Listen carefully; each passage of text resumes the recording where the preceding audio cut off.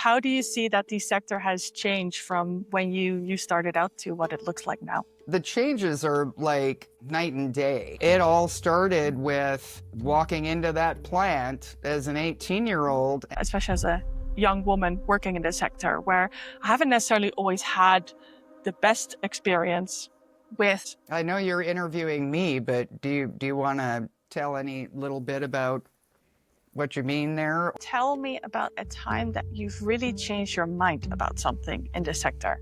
Changed my mind about lots of things over the years, but the big one, the really big one is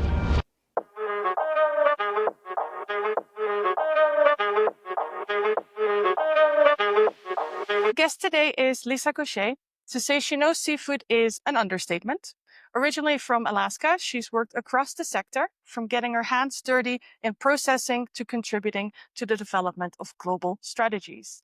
She now runs her own consultancy, Seafood Collaborators, from her home base in Seattle. Lisa, welcome to the Natural Justice Podcast. I'm very honored to have you here as one of our first guests. Well, hey, Ava. It's a real pleasure to be invited. Quite a privilege, actually. And by the way, congratulations to you for your firm and the newsletter and launching this podcast. Is pretty amazing stuff that you're doing. And, to be invited to speak to one of my most favorite people in the world You're too about kind. undoubtedly my most favorite topic in the world, the seafood industry, it's going to be a lot of fun, I think. Perfect. Yeah, well, actually, I want to dive straight in and not waste any time because there's so much that I want to ask you. So, you're an Alaskan native. So, it's safe to say you probably knew a lot more about seafood growing up than I did from my tiny, not so coastal town in the Netherlands. So, what can you tell me about your early experiences working in seafood in Alaska? Yeah, well, that's a great question.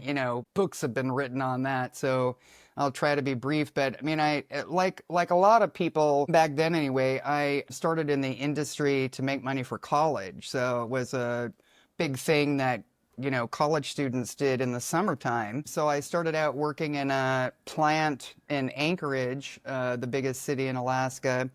And my first day was 17 hours straight sliming, which is every bit as glamorous as it sounds, but you just clean the belly out of the fish. And I remember when I was hired, I was right out of high school, and I was so scared. And I talked to the plant manager. Can I work here? And he says, yeah, report at 6 a.m. And I was so thrilled, but then I didn't realize that the only criteria was that you could remain vertical, for long periods of time. So I think that very first day, bizarrely, I was really energized by it. There were people from all different countries that I was working with, and that alone amazed me being a small town Alaskan. But then I think it was the beginning of kind of warping my whole attitude about what is a normal amount of work, because when I was over with that day, I was unbelievably proud of the fact that I stuck out 17 hours and all these other people just walked away. It's like the crew just got smaller and smaller. So I was just like, wow, look at me, I'm tough, which was kind of ridiculous. Like, is that what you took away from it? But anyway, so I continued in that plant and learned every single different thing in the plant. So I wasn't stuck on the slime line for too long, and learning all the different operations and then ending up getting promoted to a supervisory role after a while was just so dynamic and so interesting and so chaotic, because what people will find who are in the seafood industry is there's some monotony, but actually it's constantly varying and changing, and the circumstances are always different. So I was a shy, introverted kid, but I think I learned a lot of what I could do, and also working with other people and just kind of making decisions on the fly. So after that, then I ended up going to the Aleutian Islands in the middle of nowhere. And that was a whole different kind of experience, because you went from being in a city where you could, literally go home every night and, go to restaurants at lunch and whatever, to the middle of nowhere. And that was really quite intimidating in the beginning. But I was lucky enough to be mentored by a much older man, Bob, who kind of taught me the ropes and the quality assurance and regulatory compliance. So I did that for a few years, and then I ended up getting into production and operations and all kinds of other things, working with a lot of fishing fleets and, of course, everybody in the crew. After doing all of that for quite a while, I ended up moving to the offshore side, working on board vessels in Alaska and the Russian Bering Sea. So a lot of people have not straddled both the shore plant side, land-based, and the offshore side. So each one of those experiences was like entering a completely different world. It's so funny to learn that it starts with such a small and what it sounds like very short conversation you had with the initial manager at the plant, and then it ends up being such a big part of your life and so many years of experience that you can look back on now. So, for anyone who is maybe not so familiar, could you describe the fishery sector in Alaska? You know, that's another thing, that the complexity of it, I think, is way beyond what people really understand if they're not in it. But, you know, first starting with the fact that there is the shore-based side, which are typically processing plants in all these remote areas that have multiple small catcher boats going out fishing and delivering them fish, typically. And there's so many different species we're talking about here, you know, and different gear types. For example, salmon alone can be caught in multiple different ways: seine, purse seine, beach set net, long line, or I don't think they call it long line in salmon, trolling, all of these different catch methods. And then that applies to all the other species too. You've got crab, which are often caught in pots. You've got halibut and black cod and pollock and Pacific cod, and not to mention all the other, you know, like oysters and etc. So the number of species is quite tremendous. And then all of the different catch methods and different areas are subject to multiple different regulatory jurisdictions from the state. And so I think a lot of people don't understand that either, that each catch method is its own unique thing, and then how the government regulates the sustainability aspect of it, how much is allowed to be caught, by how much effort, how many vessels, you know, using what gear method, because sometimes regulatory changes will come into effect to change the mesh size, for example, to allow more escapement. And then speaking of escapement, they track, like for salmon, they track the returning population, they track the biomass, the size of the fish, and based on that, they decide how long fishing can be open. And so it's a constant opening and closing scenario based on how much is being caught versus how much escapement there needs to be. And that's an example on salmon. There's heavy regulation on bycatch. So if the target species is X, but the fishing boats start actually catching other species, then that can shut the fishery down because they're exceeding the limit on bycatch. That's the shore plant side. The offshore side, with the large catcher processors that catch the fish and produce on board, actually came along way later. So they were like new entrants, I want to say, in the 1990s. And that was a whole different kind of thing, mostly whitefish like pollock and cod. And then just to mention that aquaculture actually is a component of the wild fisheries to some degree in Alaska, which is not a well-known fact. First of all, to be clear, finfish farming in Alaska is illegal and has been for a long time, but there are other activities that are actually aquaculture, but it's not necessarily called that. For example, in salmon, it's been a very, very long established practice to grow fish in hatcheries and then release them. So it supplements the wild population. Now they don't take them to the next level and put them in grow out ponds and all those things and feed them, but you know, they grow them at the hatchery level, and there's quite a number of fisheries that are hatchery enhanced. So that's a component. Another one is, for example, there's quite a bit of mariculture, for example, with oysters, but they call it mariculture. So it's much more limited human intervention in those examples that I just gave, but they're still important components to the wild fishery.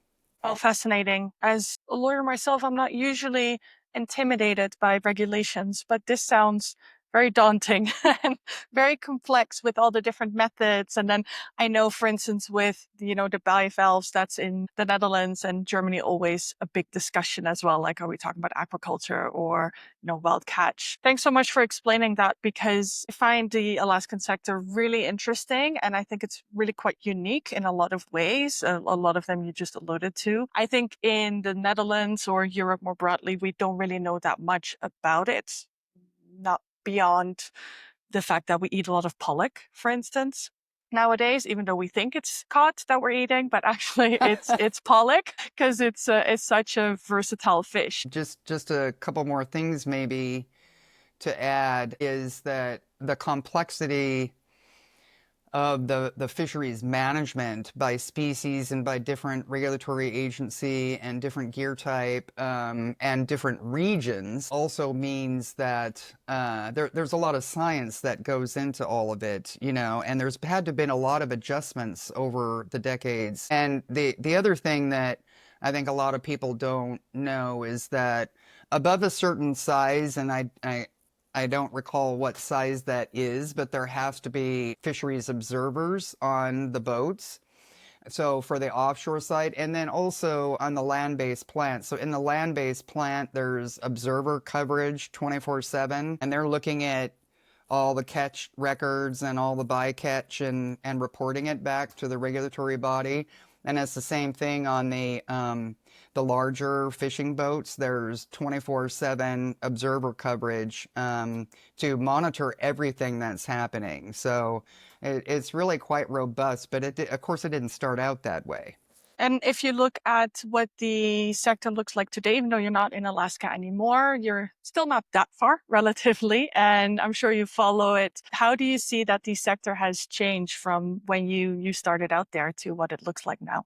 The changes are like night and day. A lot of things that were done or were acceptable that no longer are, I don't know if I should say too much about it, but, in some of the plants that I worked in, let's just say the whole sanitation part of it, not that great, some things like that. When it comes to the harvesting of the fish and some of the practices there used to be not a lot of regulation. Over the years, the amount of, I think, sophistication and just awareness overall, not only of fisheries management in a sustainable way, but how to go about it properly, how to ensure people who depend on it as a livelihood are able to, let's say, get their fair share without exhausting the resource.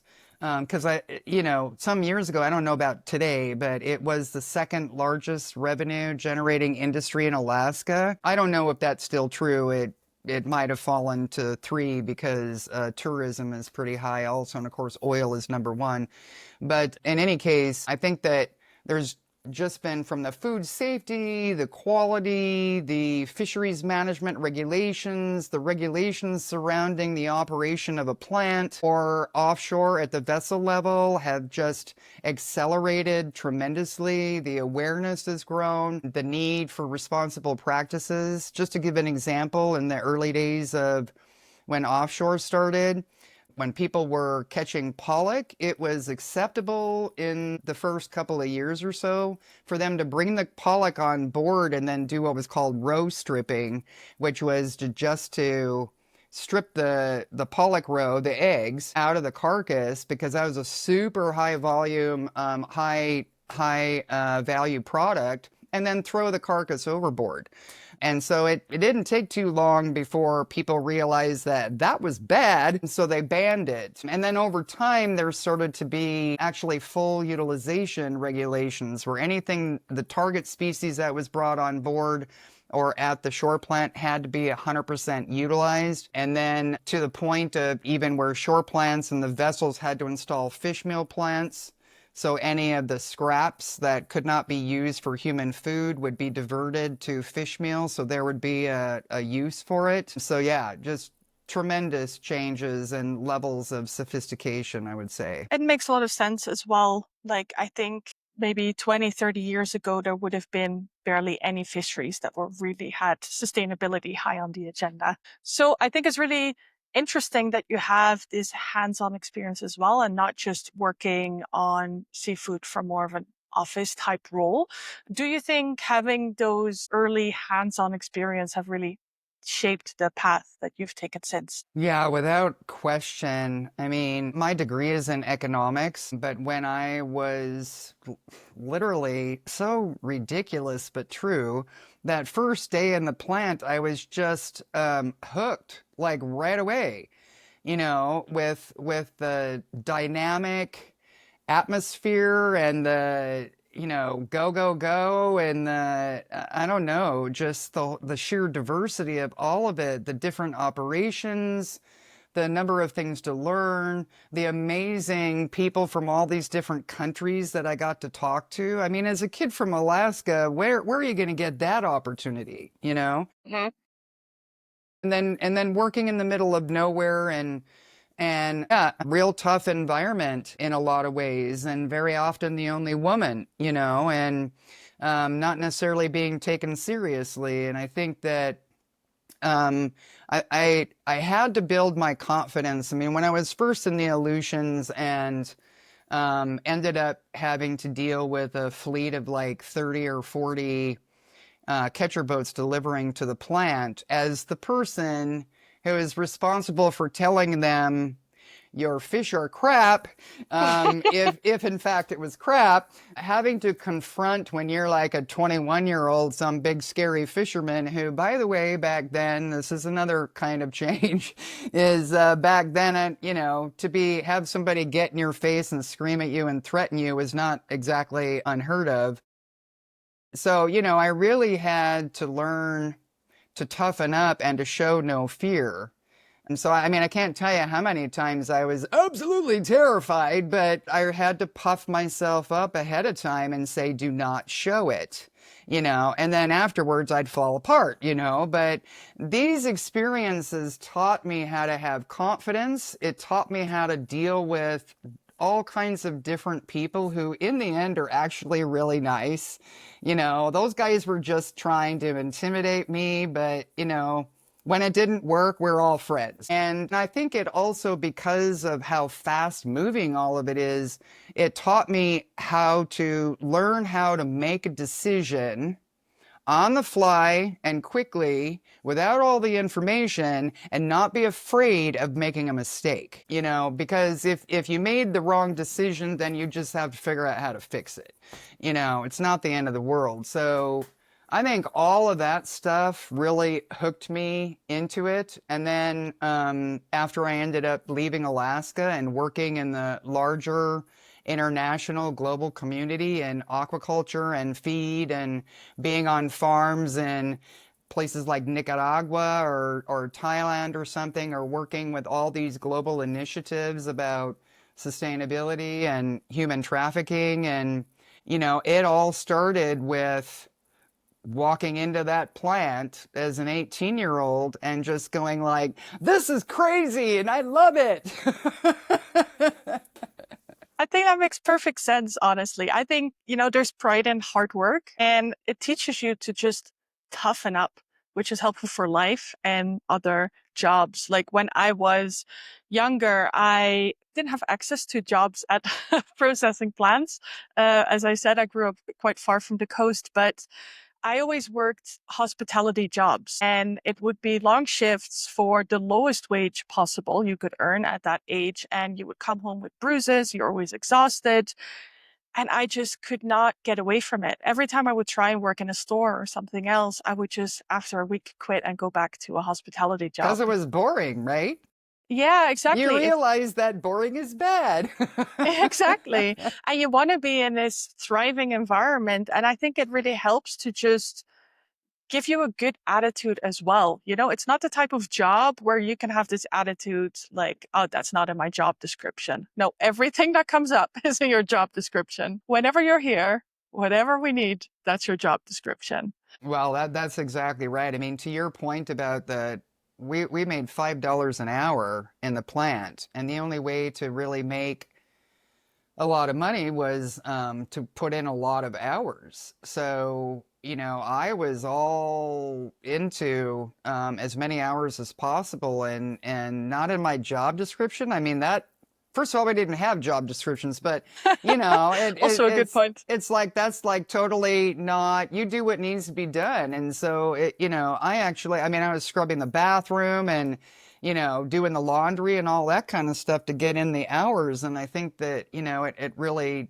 teaches you a work ethic, right? Exactly. Yeah. And I also feel how you do one thing is how you do everything. So just if you're someone who just always tries and do a good job, and I think that just gives you a really good start at life, which will pay off both in your work and in your personal life. That's at least how I've experienced it. So as much as we love this sector, it's not always easy. Zooming in on you as a person beyond the experiences that you have and the knowledge that you've gained there, what's one personal quality that you have that you think has really contributed to having a successful career in this sector?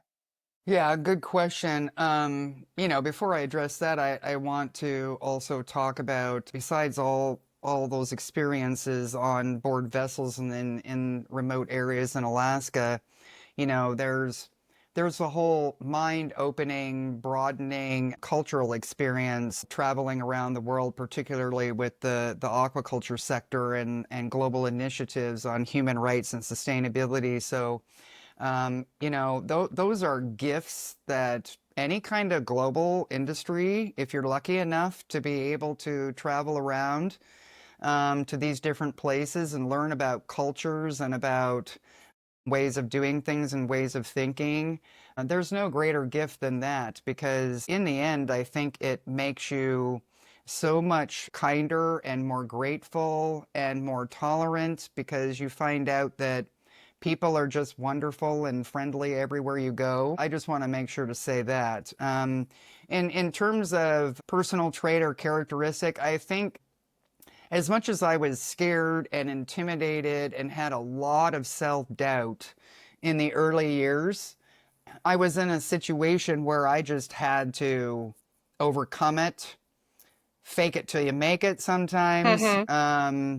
figure it out. And I applied that in college as well and also beyond that. If I had to say it in one word, I'd say perseverance.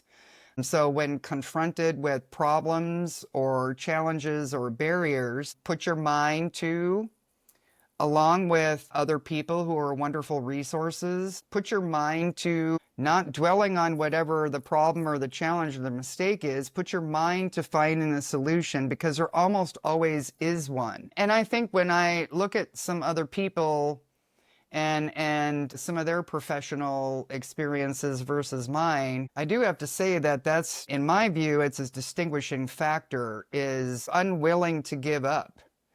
If it's something that I thought was important or I believed in, and I had plenty of moments where I thought I can't do this or I don't know anything about that. Then I'm like, well, figure it out, and yeah, so that's been a tremendous gift that I had to learn at a pretty early age because of the high pressure and intimidating environment. I think that really shows as well in just my experience from working with you. You know, I think anyone who knows you would say you can't be fooled or manipulated, even though you're such a kind person and lovely to work with. Speaking from my own experience, I would feel comfortable enough to come with you for any work related thing or even personal, but you still command the type of respect and maybe even like a healthy level of fear to like keep me on my toes where, I'm not just going to randomly send you things without thinking it through or asking for your time without thinking it through. I think that, and how you carry yourself, it really shows that experience and perseverance. So I think that's really wonderful to see, especially as a young woman working in this sector where I haven't necessarily always had the best experience with, having female managers, for instance. So that was actually such a welcome experience for me, having had you as a manager in the past. I know you're interviewing me, but do you want to tell any little bit about what you mean there, or for another time? No, I think it's just sometimes, we talk a lot about female empowerment in the workplace, and I think there's a time and place sometimes for that discussion. Not always, also because I don't necessarily always find it that interesting to talk about my gender. And also, I think it sometimes gives the wrong impression that that is something where the change needs to come from the attitude of men, where it's actually always been a lot of men opening doors for me. I think, part of having more female empowerment in the sector, a change I would like to see there. And again, this may be too based on my personal experiences, but for me, I think an attitude change there also very much needs to come from women. Hmm. And there's really nothing that I could fault you on in that context. You're like, I've been quite the opposite of earlier experience I had there, where, if you say something, it can be like, oh, you're arrogant, or, you're just new, where I think it's really great to see women encouraging other women that Mm. maybe have less experience to fall back on. And something I can relate to what you said earlier as well is, in the moment you can stand up for yourself, keep it together, and then maybe afterwards you kind of break down. I think something that has helped me is also having that ability to just kind of fake it until you make it. Like people always telling me, "Oh, you're so confident," and I'm like, "Oh, really?" So, but yeah, it's just great to have support from fellow women. I think it's something that's important. It's great to see a lot of men opening doors for me, but ultimately having that from fellow women is something you do need. So that's just something I hadn't had early in my career, and then later in working with other women, including yourself. Yeah, that's just been, I would say, definitely an enrichment in just how you approach things, and yeah, how secure you are in the type of work that you do. Well, I appreciate that. To me, yeah, I mean, not to get all off on this, but to your point, the fact that I was female, I always kind of thought was neither here nor there, you know. Hmm. And if and yeah, was it unusual? Did it create issues sometimes not being taken seriously? Yeah, but so what? It's like you forge forward, but yeah, I mean, am I saying it's okay? Absolutely not. But I think a lot has changed, and I think that everybody should be working on enabling everybody else, regardless Exactly. of race or gender or any of those things. I think bad managers are people that are probably full of self-doubt and insecurity, and that's the part they need to address. In order to be a better manager, you have to respect people and treat them the way you want to be treated. It's pretty darn simple when you think about it. I think that's very well said. So thanks for that, Lisa. So could you tell me about a time that you've really changed your mind about something in the sector or in the work you do? Specific to the sector, I mean, I've changed my mind about lots of things over the years, but the really big one is being completely against any kind of aquaculture or fish farming, which is a product of growing up in Alaska. Of course, it was viewed as detrimental to the wild fish population and a threat, et cetera, and so forth. So after I left Alaska, I very much had that same attitude. But then when I was president of Surefish, I started getting more involved in the aquaculture side with what is now a standards owner for best practices that used to go by a different name.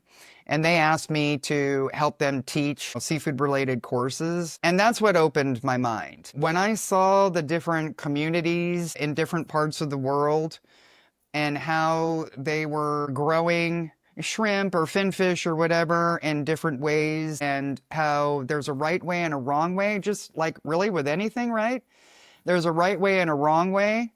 And how all of these people had been working on doing it the right way from an environmental point of view, but also trying to do it in the right way to contribute to the economic opportunities of the community, and also contributing to better lives. So, for example, the standard had a requirement where anybody that was operating under it or certified to it had to do something to enrich the community. So, in some cases, it was providing medical care because people in the village didn't have it.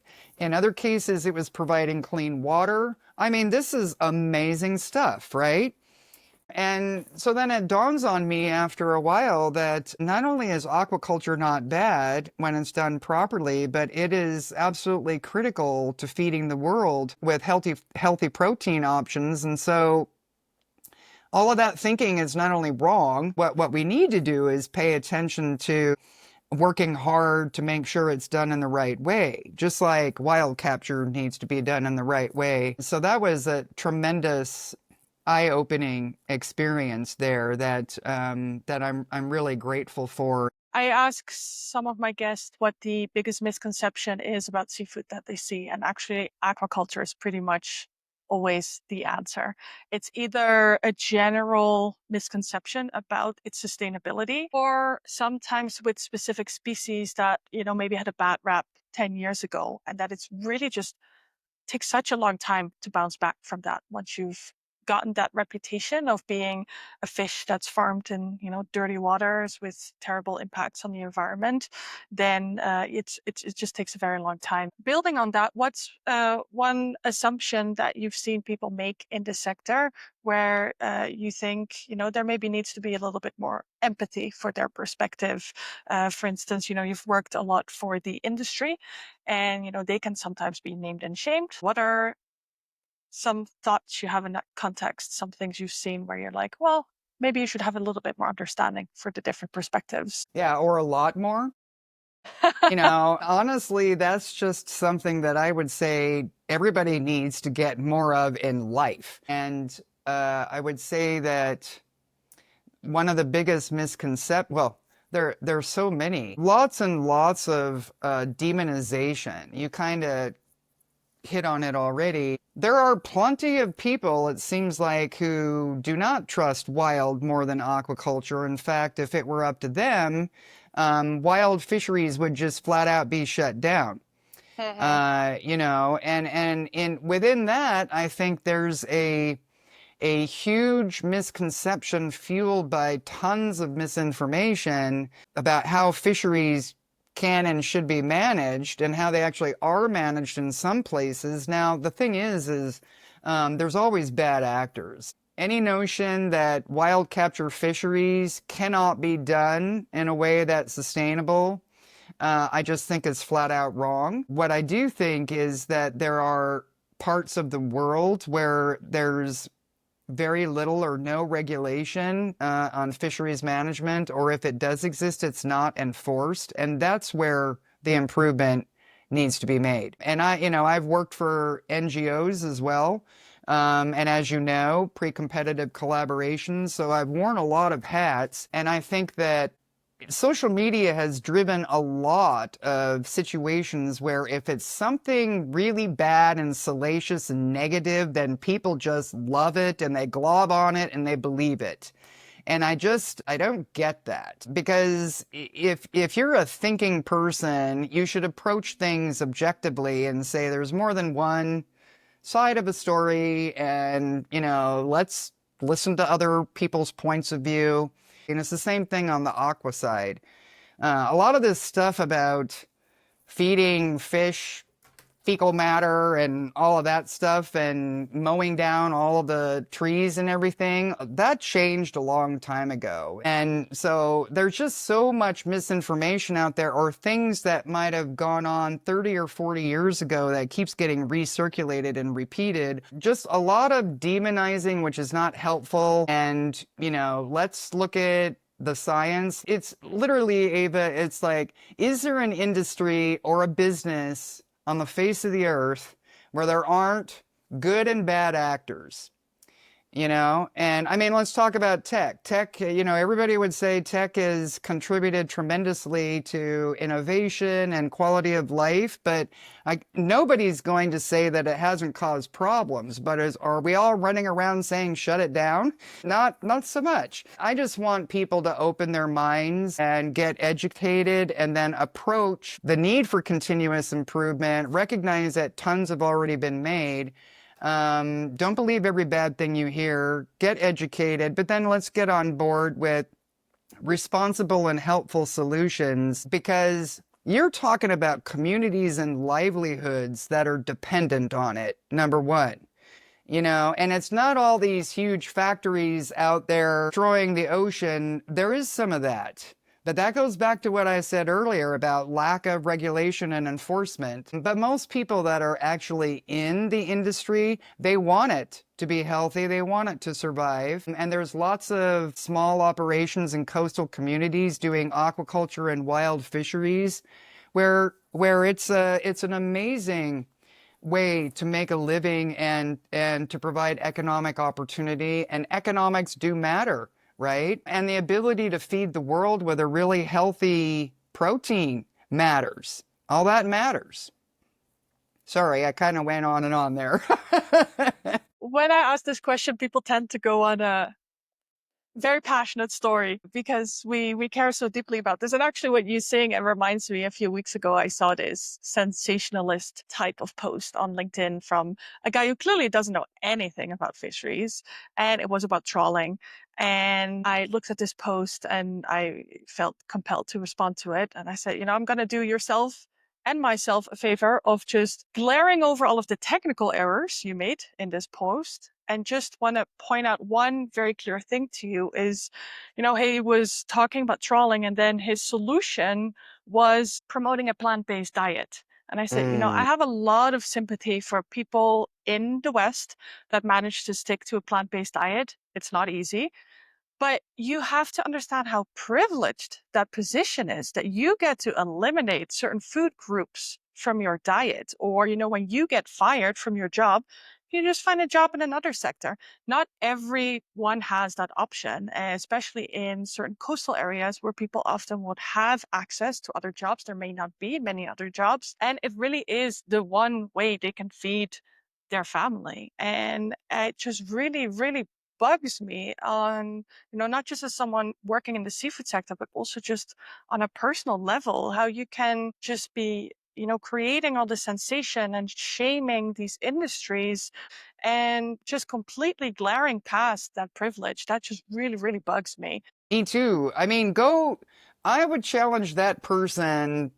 I mean, I don't know anything about him, obviously, but sometimes when I hear some of those kinds of really judgmental attitudes coming, as you say, from a position of privilege and plenty, I think those people should go to some of these places, in the global south, who they're trying to make a living, and actually a lot of what they do is very careful and sustainable. But I think in the global south and the developing world, we are also in the Western world dependent on them. So they're dependent on that in many places for livelihoods, for jobs, but also we are dependent on them for a healthy and important food source. So we're all dependent on it.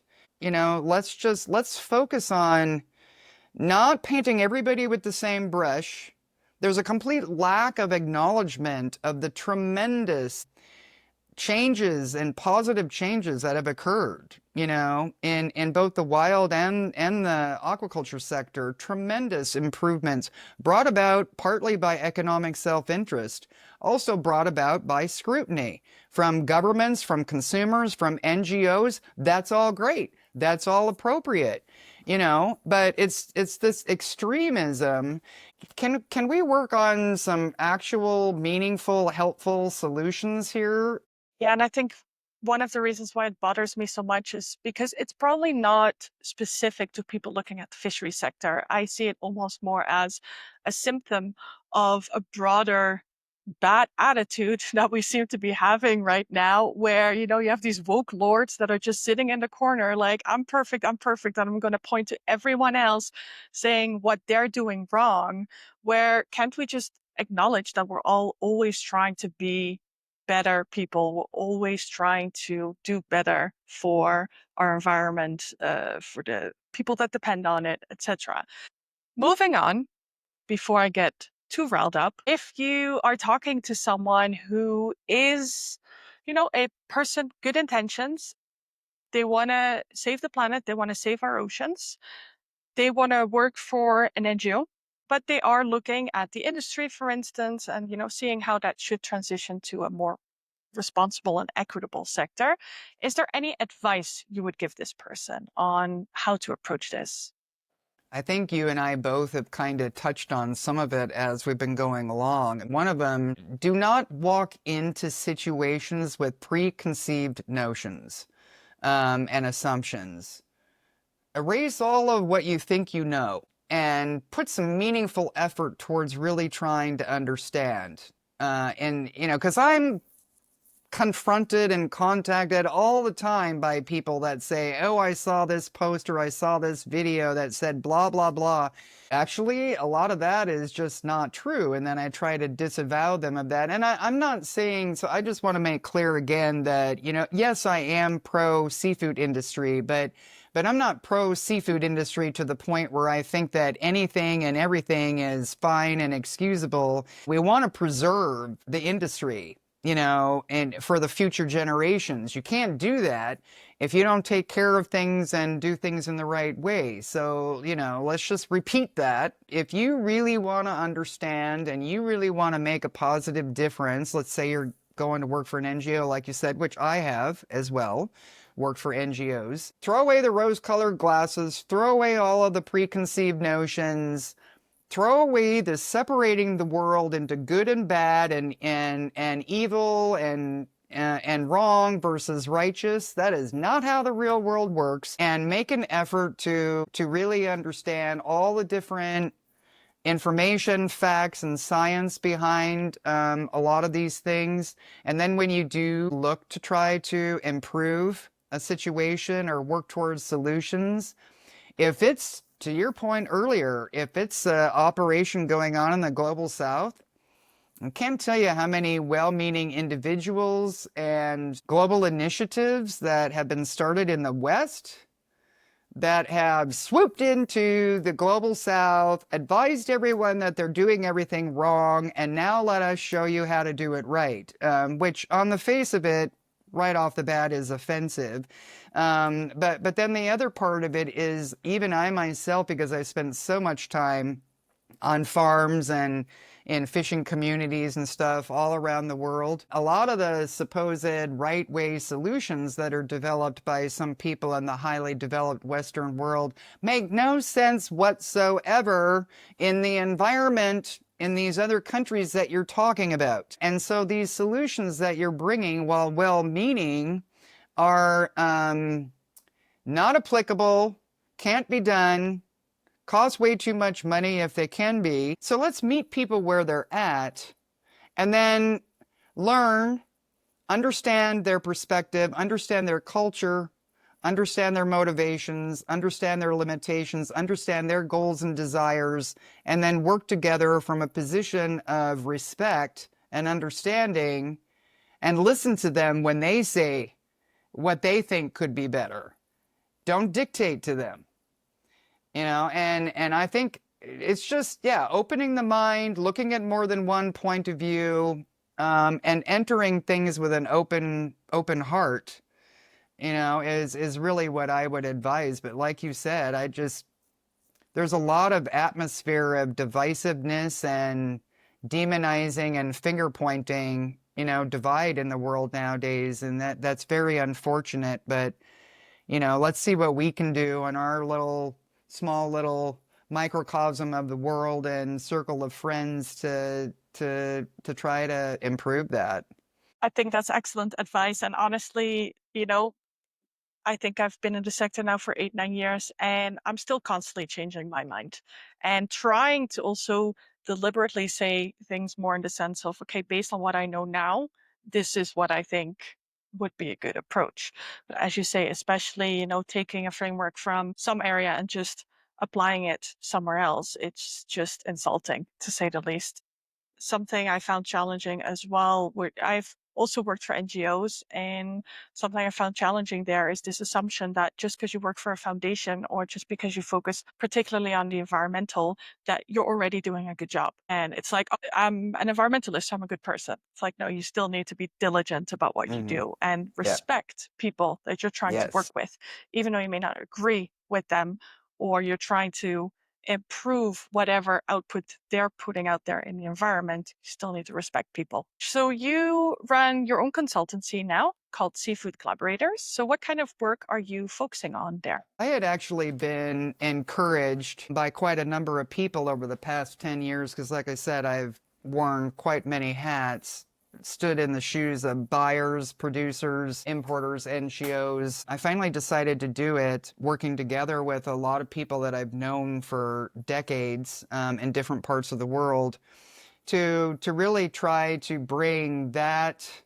cross-functional knowledge and experience. So we're not talking about theory here. We're talking about a bunch of people who've been there, done that, and understand the struggles, whether you're talking about managing a company that's going through challenges and difficulties and needs help with team education and empowerment, or if you're having cash flow problems or finance or management problems. Been there, done that, turned companies around. If you're looking at procurement policies, if you're looking at supply chain, if you're looking at production, how to produce, whether it's on a farm or a processing plant or a fishing vessel, how to do things in a way that's maybe better.